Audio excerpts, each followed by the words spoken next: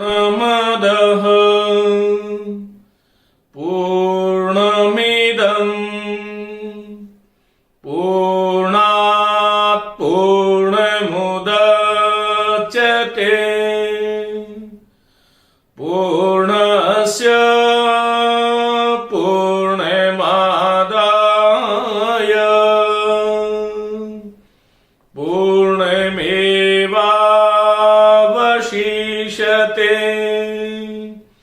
पूर्णमेवावशिष्यते।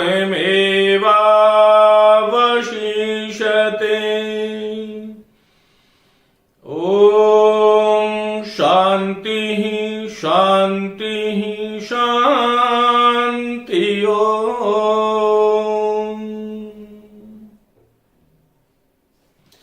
साथियों नमस्ते, आप सभी का हार्दिक स्वागत। मित्रों, हम लोग वाक्य विचार, हिंदी व्याकरण में वाक्य विचार की बात कर रहे थे। रीट परीक्षा अभी होने वाली है और उसी को ध्यान में रखते हुए मैंने इस बिंदु को उठाया है। साथियों, आपके एक तीसरी यूनिट है जिसमें वाक्य रचना, वाक्य के अंग, वाक्य के प्रकार और पदबंध इत्यादि समाहित है। ये बहुत ही महत्वपूर्ण भाग है, पूरा का पूरा विश्लेषणात्मक। मेरा कहने का तात्पर्य यह है कि हम हिंदी व्याकरण में जो कुछ सीखते हैं, शब्दों का जो साधुत्व असाधुत्व जो हम सीखते हैं, चाहे वो संधि, समास, उपसर्ग, प्रत्यय किसी भी माध्यम से हो, उनका विश्लेषण करना, उनको क्रियान्वित करना वाक्य के माध्यम से ही होता है। इससे पूर्व की जो कक्षा थी वो सभी प्रतियोगी परीक्षार्थियों के लिए थी और ये जो कक्षा होने वाली है ये भी तमाम परीक्षाएं जिसमें हिंदी व्याकरण पाठ्यक्रम में है उन सब के लिए है, लेकिन मैं रीट को आधार बना करके आपके साथ आया हूं। साथियों, पूर्व की कक्षा में मैंने आपसे ये कहा था, मैंने आपको ये बताया कि वाक्य कहते किसे हैं, वाक्य के अंग कौन कौन से होते हैं। आप लोगों ने यदि को पहले वाली कक्षा नहीं सुनी है तो उस कक्षा को अवश्य सुने, क्योंकि आगे पहले वाली कक्षा का आगे वाला भाग है ये। मैंने आपको कहा था कि आकांक्षा, योग्यता, सन्निधि और तात्पर्य और अन्विति ये वाक्य के कुछ महत्वपूर्ण अंग है। यदि किस वाक्य में आकांक्षा नहीं है, योग्यता नहीं है, सन्निधि नहीं है, तात्पर्य नहीं है, कर्ता कर्म अर्थात संज्ञा और क्रिया, विशेषण और विशेष्य की अन्विति नहीं है, तो वो वाक्य जो है वो पदों का समूह होते हुए भी वाक्य नहीं कहलाता।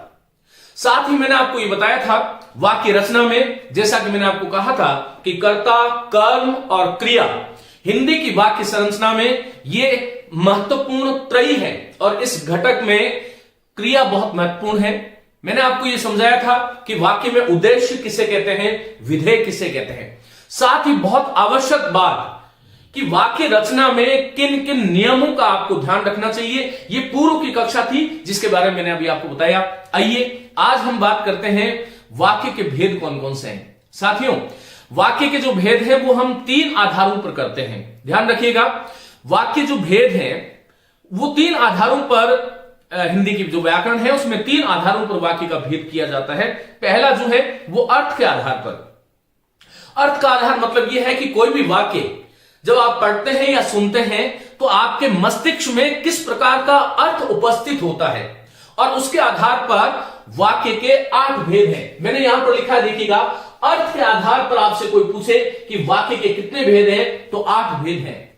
वो 8 भेद कौन कौन से हैं, आज इसी भेदों की हम बात करने वाले हैं। वाक्य के प्रकारों में आज हम अर्थ के आधार पर वाक्य के जो प्रकार है उसके बारे में बात करने वाले हैं। बहुत ध्यान से सुनिएगा। और फिर रचना अर्थात संरचना के आधार पर वाक्य के कौन कौन से भेद हैं। हम किसी भी वाक्य को सरल वाक्य के रूप में बोलते हैं या फिर मिश्रित, जिसे हम मिश्र वाक्य कहते हैं, उसके रूप में बोलते हैं, अथवा फिर संयुक्त वाक्य के रूप में हम बोलते हैं। हम बात करेंगे आगे वाली कक्षा में कि सरल, मिश्र और संयुक्त वाक्य किस किस प्रकार से होता है, किन बातों का हमें ध्यान रखना चाहिए। ये बहुत सीधी बातें हैं, हमें कुछ उन चीजों को जानना होगा। तो मैंने कहा कि अर्थ के आधार पर 8 भेद हैं और रचना के आधार पर वाक्य के 3 भेद हैं। एक प्रश्न इस प्रकार से भी आता है कि निम्न में से कौन सा भेद अर्थ के आधार पर नहीं है, कौन सा वाक्य का भेद रचना के आधार पर नहीं है। तो रचना में मैंने आपको तीन भेद बताए, सरल, मिश्र और संयुक्त।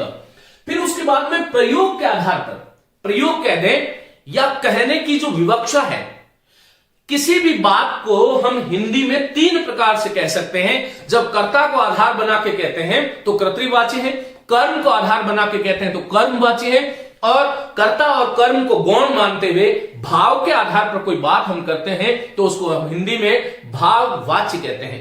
प्रयोग के आधार पर 3 भेद है, कर्तृवाची, कर्मवाची और भाववाची।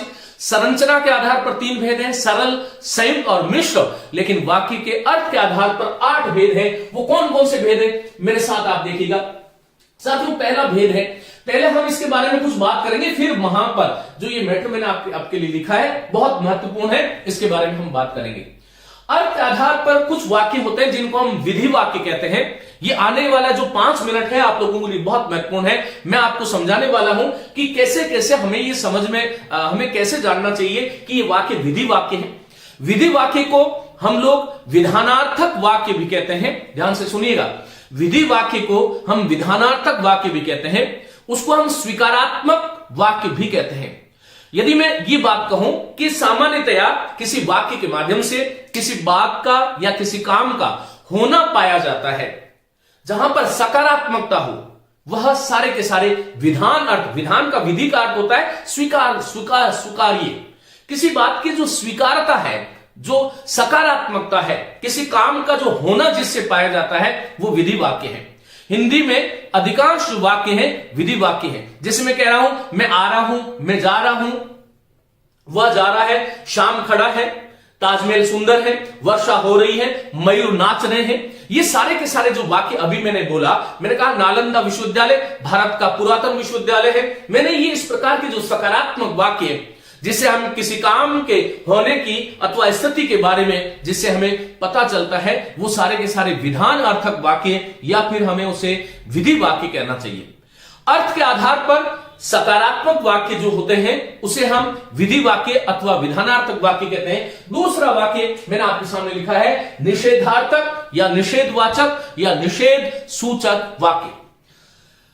साथियों, 3 हमारे यहां पर हिंदी में निषेध सूचक अव्यय है। एक तो न है, एक नहीं है और एक मत है। इन तीनों का प्रयोग जब वाक्य में किसी वस्तु अथवा भाव के अभाव को प्रदर्शित करने के लिए या किसी काम में असमर्थता, अशक्य दिखाने के लिए जहां पर न, नहीं और मत का प्रयोग होता है, वह निषेधवाचक वाक्य है। विस्तार से हम अभी बाद में बात करने वाले हैं। पहले मैं इनकी परिभाषाएं दे रहा हूं ताकि आपकी मस्तिष्क में एक चित्र बन जाए कि हम पढ़ने वाले क्या है।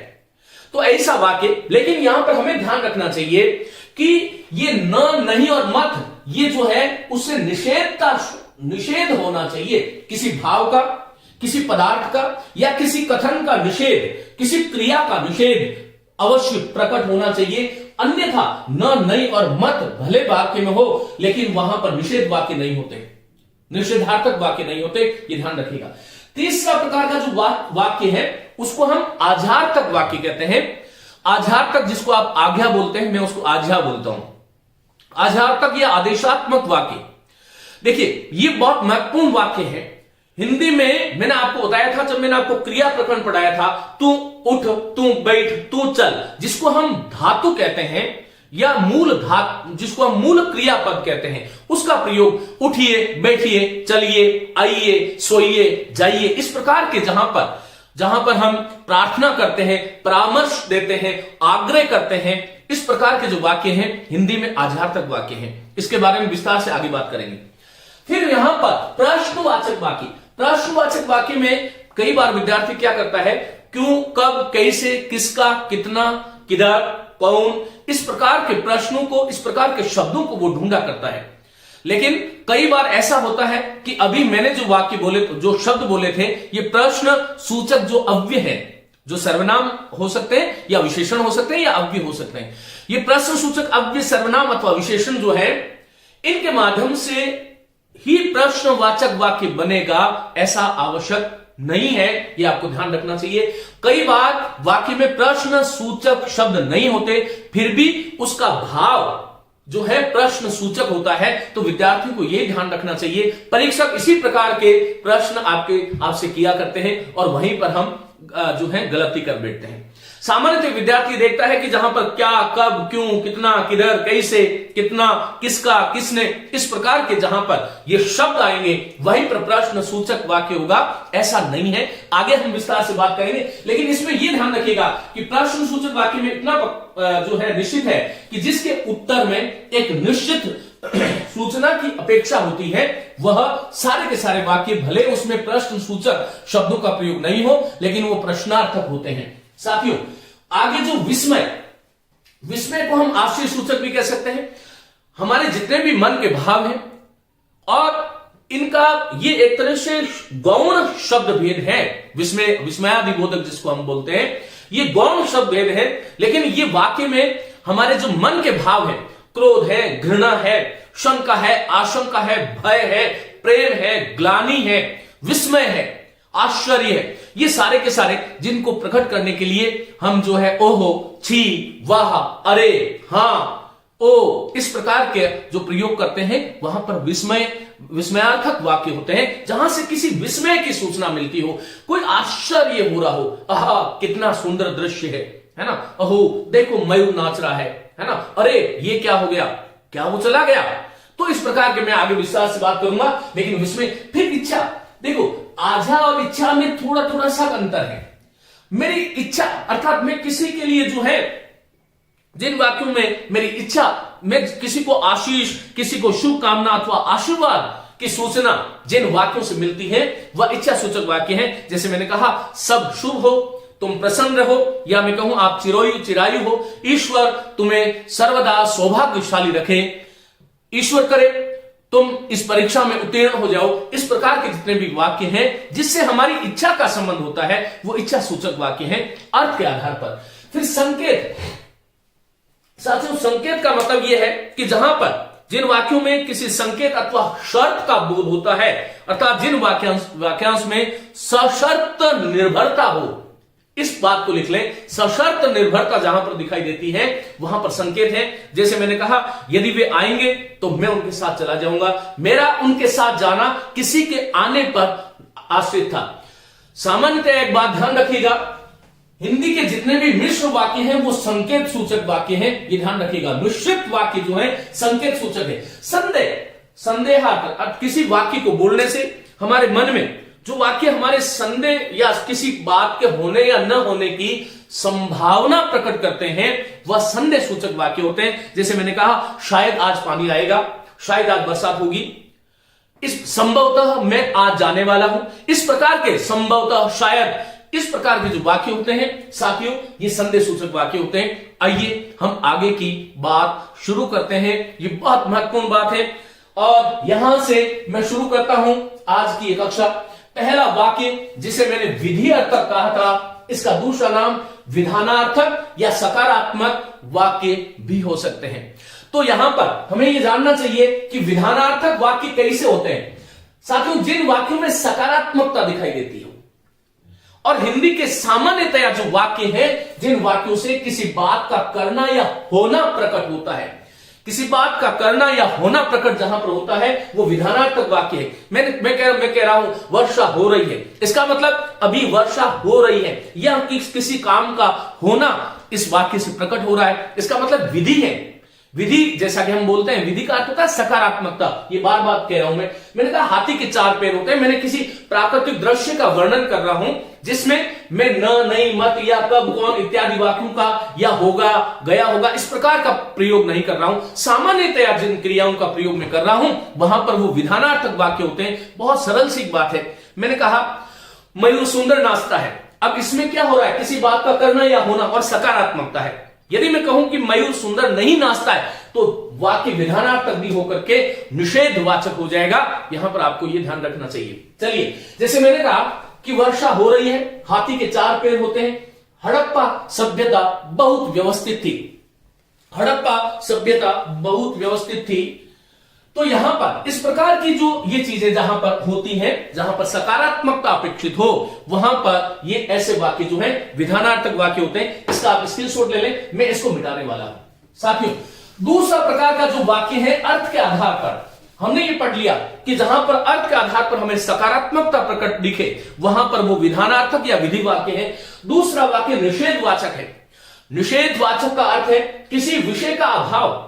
कोई वाक्य ऐसे हो जिस वाक्य को पढ़ने या सुनने के बाद में हमारे मस्तिष्क में किसी विषय का अभाव उपस्थित होता हो, या फिर मैंने कहा अथवा कार्य के न होने का भाव हो। कार्य के न होने का, मैं आज नहीं जा सकता। हिंदी के जितने भाववाची हैं और जो असमर्थता बोधक वाक्य हैं वो सारे के सारे हिंदी में निषेधवाचक वाक्य होते हैं। इसको आपको बहुत ध्यान से पढ़ना है। तो किसी विषय का अभाव हो अथवा किसी कार्य के न होने का भाव जहां पर परिलक्षित हो वहां पर वो निषेधवाचक वाक्य होते हैं। साथियों, मैंने एक वाक्य आपसे पूछा, मैंने कहा कि बिना अग्नि के धुआं नहीं उठता। आपने ये वाक्य सुना, आपके मन में धुएं के नहीं उठने का अर्थात काम के नहीं होने का एक निषेध, एक नकारात्मक भाव आपके मन में उपस्थित हो गया। इसका मतलब ये निषेधात्मक वाक्य है। मैंने कहा इस वक्त आपका बोलना उचित नहीं है। इस वक्त, इस समय आपका बोलना उचित नहीं है। इस वक्त आपका आना उचित नहीं है। तुम्हें वहां नहीं जाना। तो इस प्रकार का प्रयोग जो है, इस वक्त आपका बोलना उचित नहीं है, ये वाक्य निषेधवाचक है।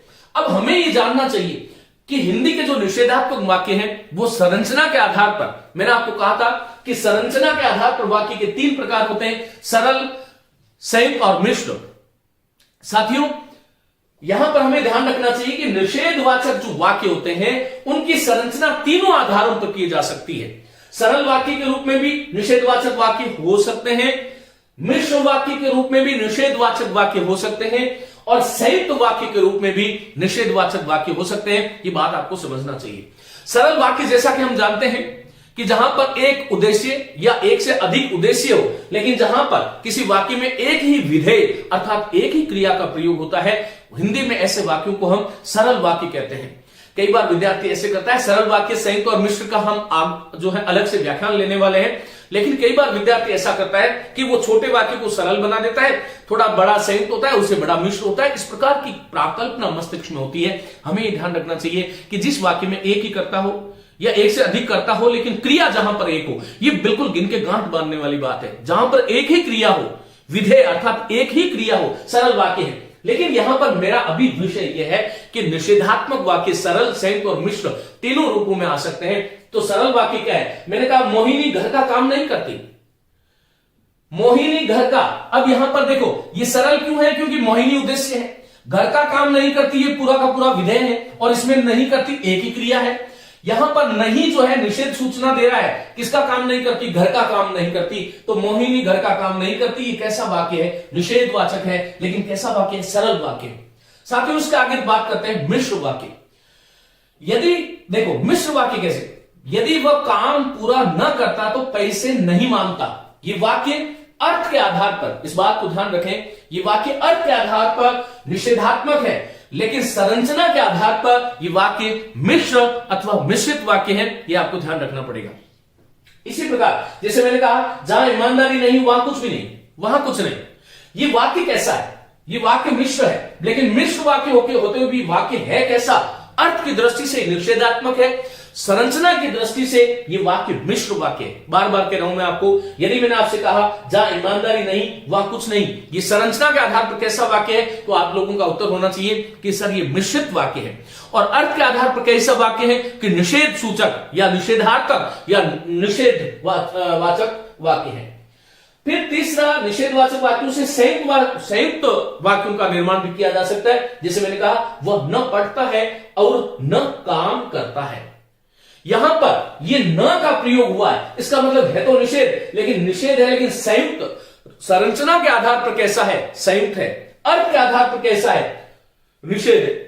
मैंने कहा यह उसके परिश्रम का फल नहीं, यहां पर नहीं का प्रयोग हुआ है, भाग्य का प्रताप है। लेकिन साथियों, यह उसके परिश्रम का फल नहीं, कोमा, यहां पर कोमा आपको दिखाई दे रही होगी, ये भाग्य का प्रताप है। ये वाक्य संरचना की दृष्टि से संयुक्त वाक्य है, लेकिन अर्थ की दृष्टि से निषेधवाचक है। ऐसा आपको ध्यान रखना चाहिए। चलिए, अब यहां पर देखो एक बहुत महत्वपूर्ण, जिसको मोस्ट इंपोर्टेंट करके आपको सुनना है। कई बार क्या होता है, विद्यार्थी इन शब्दों को रख लेता है कि जहां पर न, नहीं और मत आएगा हम निषेध सूचक कर देंगे। गुरुजी भी कदाचित जो है विस्तार से नहीं पढ़ा पाते और यहां पर यही गड़बड़ कर बैठते हैं। परीक्षार्थी सबसे बड़ी परीक्षा में ये गड़बड़ करता है। ये ध्यान रखिएगा कि यहां पर ये जो वाक्य है, तुम मंदिर में मत जाओ, यहां मेरी बात को ध्यान से सुनिएगा, मैंने कहा तुम मंदिर में मत जाओ, ये वाक्य मत का प्रयोग हुआ है, ये निषेधवाचक होना चाहिए था। लेकिन आपको ध्यान रखना चाहिए कि निषेधवाचक तो है, लेकिन ये मत जाओ, आजा देना या आजा लेना, ये आजा सूचक भी है, इसलिए ये आजार्थक वाक्य हो गया है, ये ध्यान रखिएगा। यदि मैं इसमें मत के प्रयोग की दृष्टि से देखूं तो निषेध है, लेकिन इसको अर्थ की दृष्टि से देखूं तो आजा दी जा रही है, तुम मंदिर में मत जाओ, तुम वहां मत जाओ, तुम यहां मत बैठो, तुम ये मत खाओ, तुम वो मत खाओ। तो इस प्रकार के वाक्यों में मत का प्रयोग हो रहा है, लेकिन ये वस्तुतः जो है हमें ऐसा ध्यान रखना चाहिए कि निषेधवाचक होते हुए भी ये वाक्य आजार्थक है। परीक्षक आपसे कोई एक ही तो पूछेगा, लेकिन आपको यह ध्यान रखना चाहिए क्योंकि ये वाक्य अर्थ के आधार पर आजार्थक है, निषेध का प्रयोग हुआ है, लेकिन निषेध का प्रयोग होने से यहां पर जो है निषेधवाचक वाक्य नहीं होगा, आपको ऐसे ध्यान रखना चाहिए।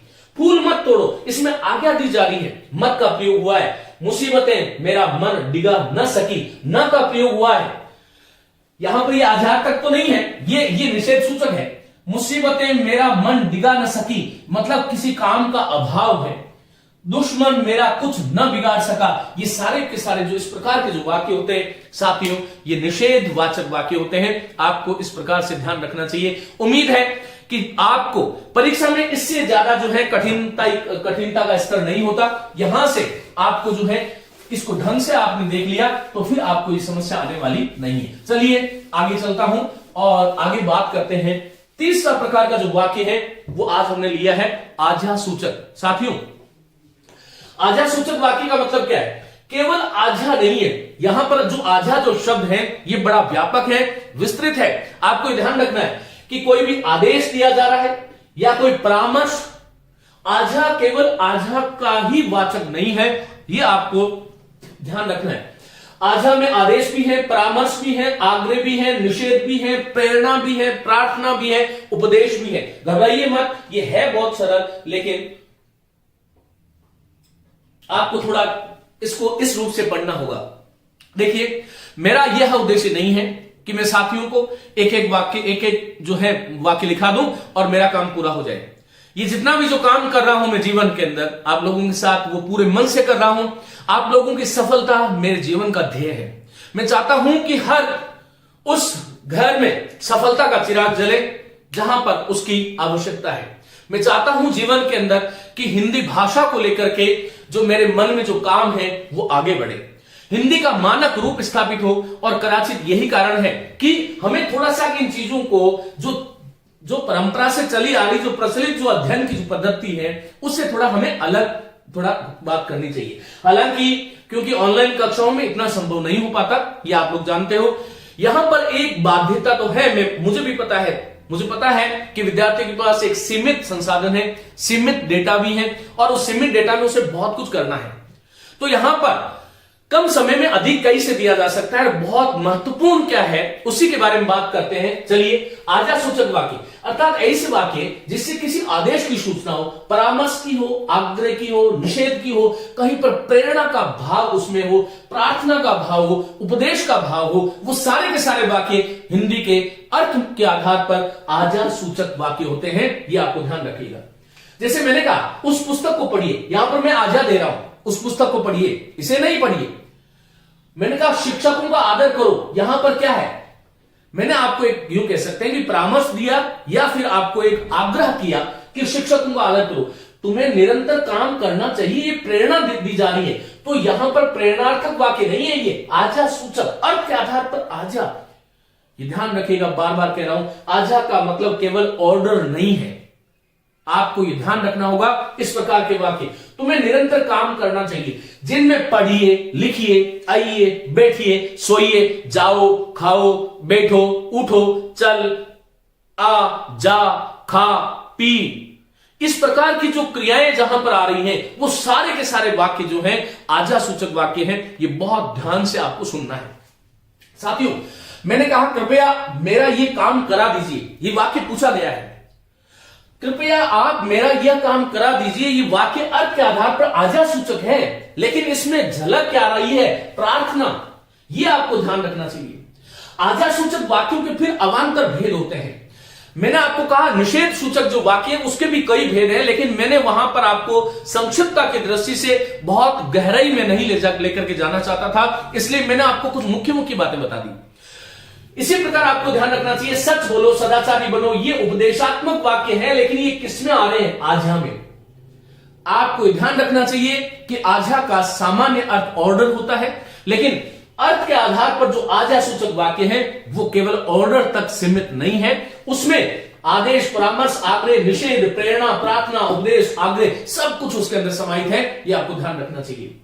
मैंने कहा आप अवश्य पधारें, यहां पर यह आग्रह है। मेरे बच्चे का जन्मदिन है, आप अवश्य पधारें, यह आग्रह किया जा रहा है किसी से, लेकिन यहां पर ऑर्डर तो नहीं है ना। इसका मतलब आग्रह करना भी आजा सूचक वाक्यों के अंतर्गत आता है। यह आपको ध्यान रखना चाहिए। मैंने कहा खबरदार उसे मत छूना। देखो यहां पर अर्थ की दृष्टि से मत का प्रयोग हुआ है, निषेधात्मक वाक्य नहीं है, क्योंकि इसमें भाव जो है वो आज्ञा का है। सबसे बड़ा जो उस वाक्य का जो भाव है वो आज्ञा का है। आपको ऐसे ध्यान रखना चाहिए। साथियों, इस प्रकार आज्ञा सूचक वाक्य समाप्त होते हैं। चलिए आगे बात करते हैं हम प्रश्न सूचक वाक्य। यहां पर देखिएगा प्रश्नवाचक वाक्य कैसे होते हैं। मैंने आपको कहा कि आमतौर पर विद्यार्थी के मन मस्तिष्क में यह होता है कि जिन वाक्यों से प्रश्न का बोध होता है और जिसमें प्रश्न सूचक शब्दों का प्रयोग किया जाता है, मैं इस पर एक पूरा व्याख्यान दे सकता हूं 1 घंटे तक, लेकिन आपको यह ध्यान रखना चाहिए कि भाई जिनके उत्तर में एक निश्चित सूचना अपेक्षित होती है। यहां पर आपको मैं कहना चाहूंगा कि जो हमारा विराम चिन्ह जो है उसमें एक चिन्ह है प्रश्नवाचक चिन्ह, और ये प्रश्नवाचक जो चिन्ह है ये यदि वाक्य के अंत में आ रहा है और भले उसमें क्यों, कब, कैसे, कितना, कौन, किधर, किसने, इनका प्रयोग नहीं हो, लेकिन फिर भी वो प्रश्न सूचक वाक्य है, क्योंकि उसमें एक निश्चित सूचना की अपेक्षा होती है। आपको ऐसा ध्यान रखना है। आपको यह ध्यान रखना है कि जिन वाक्यों में कौन, क्या, कब, कैसे, कहां, किस लिए, कैसा, कितना, किधर, देखो कौन, क्या, कब, कैसे, कैसे, कैसा, कैसी, कहां, किस लिए, कितना, कितनी, कितने, किधर, किसने। अब यहां पर सर्वनाम शब्द आप मेरे पढ़िएगा। मैंने बहुत विस्तार से प्रश्नवाचक सर्वनाम आपको पढ़ाया, आपको बड़ा आनंद आएगा। मैंने आपको कहा था कि प्रश्नवाचक अर्थात किसने, किसको, किसे, किसके द्वारा, किसके लिए, किससे, किसका, किसकी, किसके, किसमें और किस पर, ये सारे के सारे जो सर्वनाम, प्रश्न सूचक जो सर्वनाम है वो वाक्य में कहीं भी प्रयुक्त हो रहे हैं, तो इसमें कोई शंका नहीं कि प्रश्न सूचक नहीं होंगे।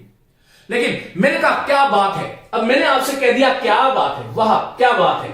अब यहां पर क्या का प्रयोग हुआ है और आपसे एग्जामिनर पूछे कि वह क्या बात है, ऐसा वाक्य, ये वाक्य का अर्थ कैसा है, तो साथियों ये वाक्य जो है विस्मय है, इसमें क्या का प्रयोग हुआ है। तो कई बार वाक्यों में प्रश्न सूचक अवयवों का प्रयोग होने पर भी वह वाक्य जो है अर्थ के आधार पर प्रश्न सूचक नहीं होता, ऐसा आपको ध्यान रखना चाहिए।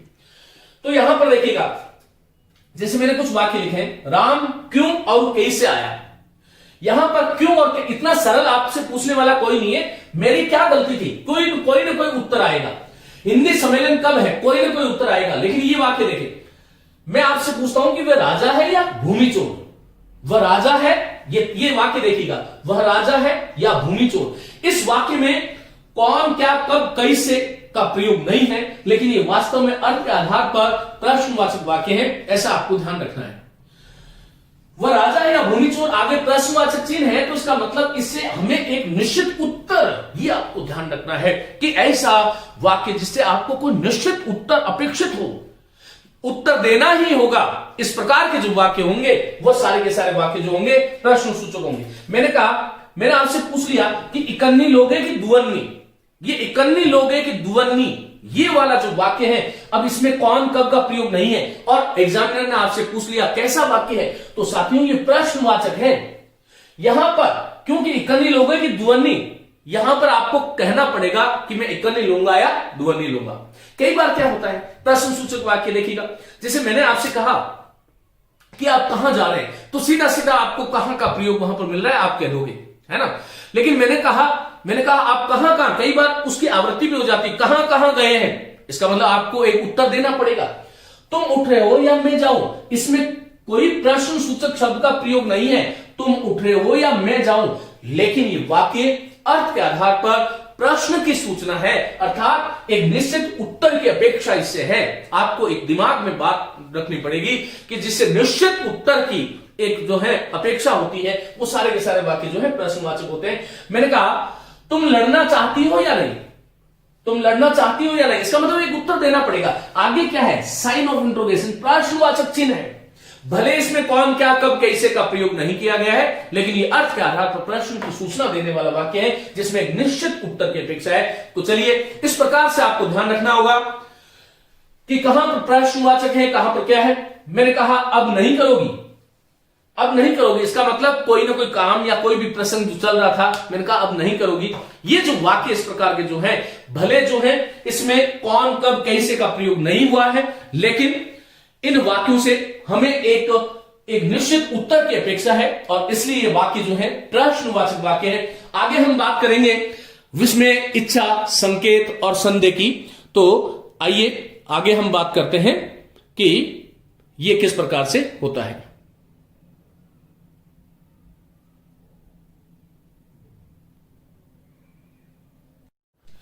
तो देखिए, विधि, निषेध, आज्ञा, प्रश्न, यहां तक हम लोग पढ़ चुके हैं। अर्थ के आधार पर जो हमने 8 भेद माने, अभी तक 4 पढ़ चुके हैं और आइए इन चारों के बारे में आगे बात करते हैं। साथियों, उसके आगे वाला जो अर्थ के आधार पर जो भेद है वह विस्मयादि बोधक है। देखिए बहुत महत्वपूर्ण है, आपको ऐसे ध्यान रखना चाहिए। विस्मयादि बोधक जो है उसको हम आश्चर्य सूचक वाक्य भी कहते हैं, जो आश्चर्य की सूचना देते हैं, आश्चर्य सूचकता जिनमें परिलक्षित होती है, वह जो है विस्मयादि बोधक है। देखो, जो वाक्य जो है आश्चर्य, विस्मय, शोक, क्रोध, हर्ष, घृणा आदि भावों को अभिव्यक्त करें। हम किसी वाक्य को सुनते हैं, देखिए व्याकरण एक अलग चीज है, जहां पर एक मैं सदैव आपको कहता हूं कि व्याकरण में किसी भी पद का कोई निश्चित अर्थ नहीं होता। इस बात को आपको ध्यान रखना है। किसी भी पद का कोई निश्चित अर्थ नहीं होता जब तक हम उसका वाक्य में प्रयोग नहीं कर दें। तो यहां पर इस बात को आपको समझना है। एक तो ये ध्यान रखें कि संसार की सभी भाषाओं में इन शब्दों का प्रयोग प्रमुख स्थान है और ऐसे शब्द हैं जो स्वभावतः घृणा को, हर्ष को, शोक को, आश्चर्य को, भय को, क्रोध को, ग्लानि को, प्रेम को व्यक्त करते हैं। तो यहां पर अच्छा, दूसरा मैंने आगे भी आपको बताया है कि संसार की सभी भाषाओं में ओह का प्रयोग होता है। ओह, आह, ओह, ओहो, वाह, ये जो प्रयोग है ये 4 महत्वपूर्ण है जो विस्मयादि बोधक। विस्मय आदि केवल विस्मय नहीं है, यहां पर हर्ष भी है, शोक भी है, क्रोध भी है, घृणा भी है, प्रेम भी है, आश्चर्य भी है। तो यहां पर हमें ध्यान रखना चाहिए कि विस्मयादि बोधक को हमें 2 भागों में बांटना चाहिए। एक तो मूलतः आश्चर्य के सूचक शब्द, जो मूलतः ही आश्चर्य की सूचना देने वाले हैं, वह मूलतः आश्चर्य सूचक। जैसे मैंने कहा अरे, मूलतः आश्चर्य सूचक क्यों? साथियों, ऐसे शब्द जो सदैव आश्चर्य, घृणा, शोक इत्यादि को प्रकट करते हैं, वो मूलतः आश्चर्य सूचक हैं। ये आपको बहुत काम की बात बता रहा हूं मैं आपको, जो जिनके माध्यम से हमेशा हमें आश्चर्य, घृणा, शोक, प्रेम इत्यादि की सूचना ही मिलती है। इनका जन्म इसलिए हुआ है। तो यहां पर आप देखिएगा, अरे अरे तुम आ गए, एकदम जो है जहां पर जो कहीं ना कहीं कोई आश्चर्य प्रकट हो रहा है, वाह कितना सुंदर दृश्य है। इसी प्रकार मैंने कहा हाय राम, वो चला गया, हाय। तो इसी प्रकार उफ, कैसी गर्मी है, तो यहां पर उफ है। आहा, ये क्या हो गया, ओहो आप किधर से आए। तो यहां पर आप ध्यान रखिए मूलतः आश्चर्य सूचक है, क्योंकि ऐसे शब्द जो सदैव आश्चर्य की, घृणा और शोक की सूचना देते हैं, वो मूलतः आश्चर्य सूचक है। एक प्रयोगतः, ये बहुत महत्वपूर्ण बात मैं आपको बता रहा हूं और बहुत बार परीक्षाओं में ये पूछा जाता है, इसको आप मोस्ट इंपोर्टेंट कीजिएगा।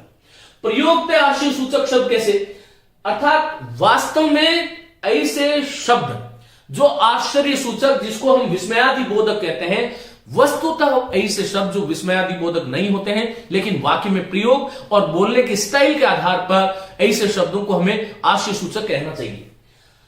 साथियों, संदर्भ विशेष में आश्चर्य सूचक के समान प्रयुक्त होने वाले जो शब्द हैं उसको हम प्रयोक्त आश्चर्य सूचक कहते हैं, और जो वास्तव में जो है उनको हम मूलतः आश्चर्य सूचक कहते हैं। अब ऐसे कौन से शब्द है? देखो, मैंने कहा अच्छा। अब मैंने आपसे पूछा कि अच्छा क्या शब्द है, तो सामान्यतः विद्यार्थी को लगता है कि अच्छा, अच्छी, ये सब विशेषण है। अरे लेकिन वाक्य में प्रयोग होने पर उसका अलग अलग संदर्भ बदल जाता है।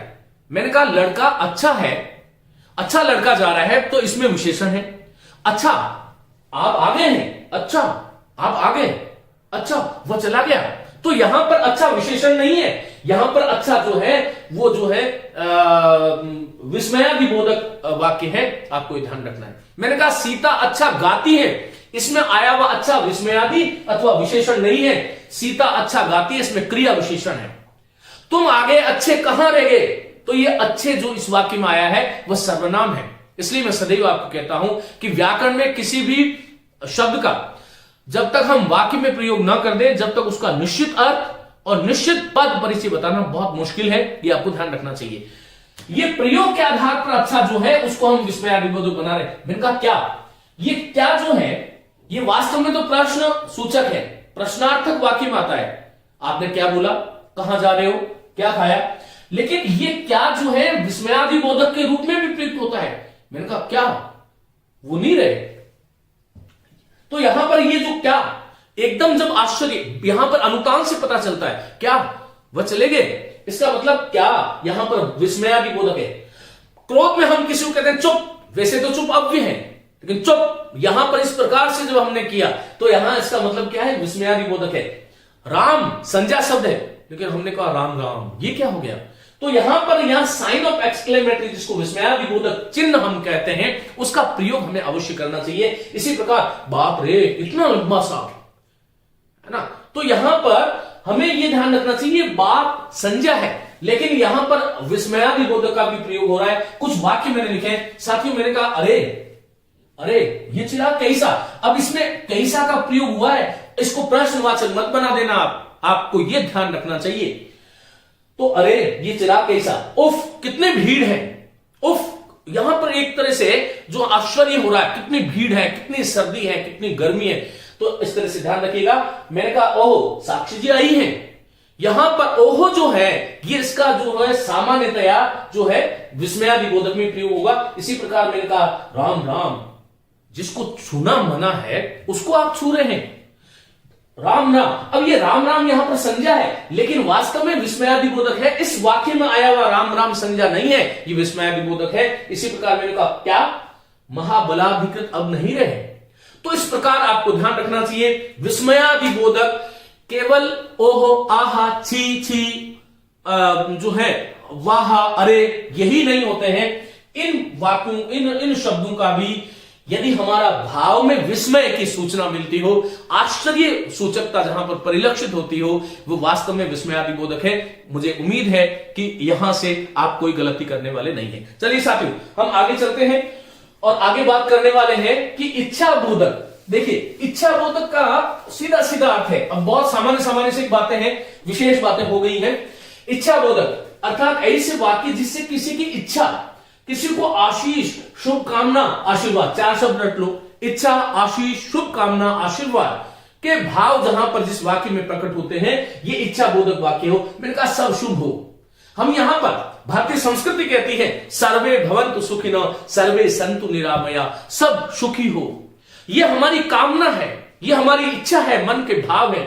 और मैंने कहा आप चिरायु हो, इसका मतलब मैं आपको आशीष दे रहा हूं, आप चिरायु हो, चिर आयु लंबी आयु वाले हो, चिरायु हो, और तुम जहां भी रहो सुखी रहो, ऐसी मेरी कामना है। ईश्वर तुम्हें सौभाग्यशाली रखे, ऐसा आशीर्वाद दिया जा रहा है। तो साथियों ये इच्छा बोधक बहुत सरल सी बात है, जहां पर इच्छा आशीष शुभकामना आशीर्वाद प्रकट हो, ऐसे वाक्यों को इच्छा बोधक वाक्य कहना चाहिए। आगे बात करता हूं संदेह सूचक, बहुत सरल सी बात है, आपको ये ध्यान रखना चाहिएगा। जो वाक्य संदेह या संभावना प्रकट करे, एक तो इसमें जैसे मैंने कहा उसने खाना खाया होगा, उसने खाना खाया होगा, यहां पर उसने खाना खाया होगा उसने रात में खाना खाया होगा, ये जो वाक्य है, खाया होगा, आया होगा, गया होगा, वह इस वक्त बैठा होगा, वह इस वक्त क्या कर रहा होगा।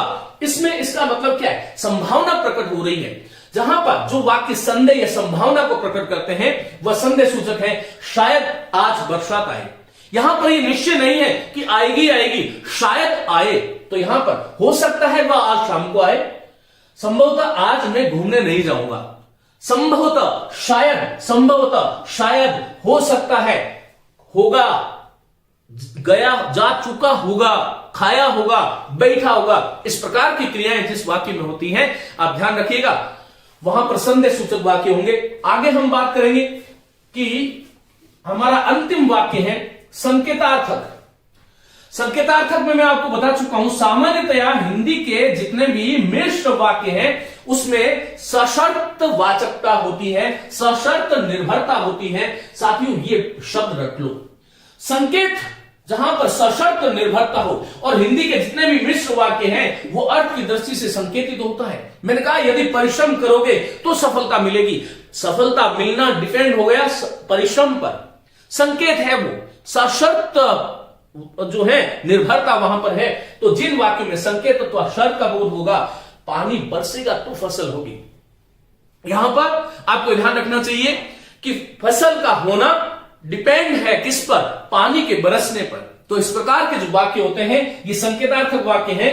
मोहन मेहनत करोगे तो सफलता प्राप्त होगी। सफलता प्राप्त होने के पीछे जो संकेत है, सशर्त है, ये सशर्त निर्भरता है। सफलता तभी प्राप्त होगी जब मेहनत करोगे। और इसी प्रकार समय पर भोजन करोगे तो स्वस्थ रहोगे। 2 बार यदि आप भोजन करोगे तो ही स्वस्थ होने वाले हो, नहीं तो स्वस्थ होने वाले नहीं हो। समय पर भोजन करोगे तो स्वस्थ रहोगे। यहां पर स्वस्थ रहने की शर्त क्या है, समय पर भोजन करना। तो साथियों, ये अर्थ के आधार पर आज हमने ये पढ़ा 8 प्रकार के वाक्य होते हैं। उम्मीद है आप लोगों को बहुत अच्छे से समझ आया होगा।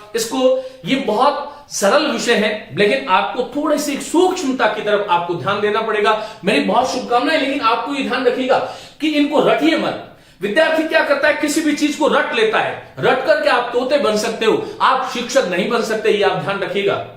आपको यदि जीवन में सफल होना है तो पूरा परिश्रम, पूरी लगन और पूरा स्वाध्याय के साथ आत्मनिर्भर होते हुए, हम मनुष्य हैं, जीवित हैं, और इसलिए हमें शब्दों को समझना चाहिए, भावों को समझना चाहिए, उनके इशारों को समझना चाहिए, तभी हमारी सार्थकता है।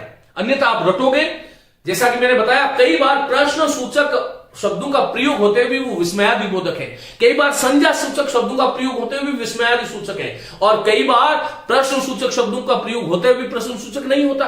तो आपको इस तरह से आपको ध्यान रखना होगा कि हमें अर्थ के आधार पर जो सकारात्मकता प्रकट करे विधि वाक्य है, जो किसी वस्तु का अभाव करे, किसी काम के होने को मना करे, निषेध है, जिसमें आझा, प्रार्थना, परामर्श, आग्रह, कामना हो, आजातक है, जिसमें प्रश्न सूचक अव्यय और जिसमें उत्तर की अपेक्षा रहती है, उत्तर जिसमें अपेक्षित हो वह प्रश्न सूचक वाक्य है, जिसमें हर्ष, शोक, क्रोध, घृणा, भय, आत्मग्लानि, इस प्रकार के भाव जहां पर आते हैं ये विस्मय सूचक है। जहां पर आशीष, कामना, आशीष, आशीर्वाद और जो है इच्छा और कामना जहां पर प्रकट होती है ये इच्छा सूचक है। जहां पर संदेह प्रकट होता है, गया होगा, आया होगा, खाया होगा, बैठा होगा, ये संदेह सूचक है। और हिंदी के जितने भी मिश्र वाक्य जो सशर्त निर्भरता जहां पर होती है, दूसरा वाक्य पहले वाक्य पर जहां पर निर्भर होता है वह संकेत सूचक वाक्य होते हैं। मेरी बहुत बहुत शुभकामनाएं, आप लोग इसको ध्यान से पढ़िएगा।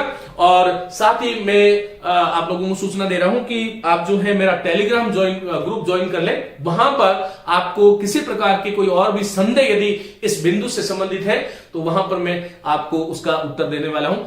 धन्यवाद, शुक्रिया।